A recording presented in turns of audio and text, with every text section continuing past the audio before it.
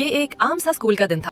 बच्चे क्लासों में बैठे थे, दीवारों पर चार्ट्स लगे थे, मगर अहमद की नजर उन नामों को ढूंढ रही थी जो उसे कहीं नजर नहीं आए। अहमद एक खामोश मगर सोचने वाला बच्चा था। वो रोज स्कूल जाता, पूरे दिल से पढ़ता। क्लास में तारीख का सबक पढ़ाया जा रहा था, लेकिन अहमद ने हाथ खड़ा कर दिया।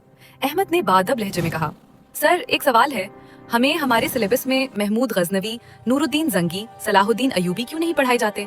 हमें सहाबा किराम, आले बैते अथार के नाम क्यों नहीं सिखाए जाते?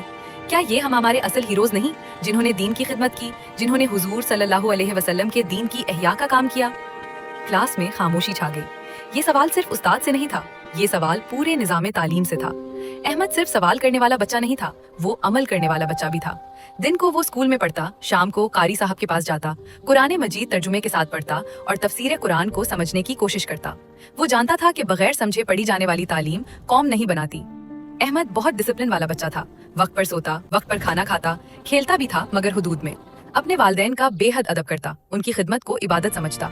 वो जानता था कि जो अपने माँ बाप का नहीं, वो कौम का भी नहीं हो सकता। अहमद अपने दोस्तों से अक्सर कहता, आओ दीन की तरफ चलते हैं, इसी में हमारी बका है, इसी में हमारी पहचान है। हमें अपने असल हीरोज को जानना होगा, तभी हम खुद को पहचान सकेंगे। इसके अल्फाज सादा थे मगर असर गहरा था।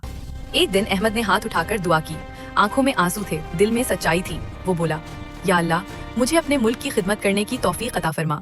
सैयद रसूलुल्लाह सल्लल्लाहु अलैहि वसल्लम की नामूस पर पहरा देने की तौफीक अता फरमा। मुझे अपने दीन की खिदमत करने की ताकत दे। मुझे अपने मुर्शिद लजपाल पीर सुबहानी रहमतुल्लाह अलैह के नक्शे कदम पर चलने की तौफीक अता फरमा।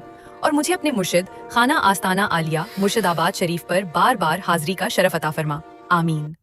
इस तरह की मजीद ईमान अफरोज मोटिवेशनल वीडियोस देखने के लिए हमारे channel next gen AI lab को जरूर सब्सक्राइब करें और बेल आइकन पर क्लिक करें। हर नई आने वाली वीडियो आप तक सबसे पहले पहुंचे।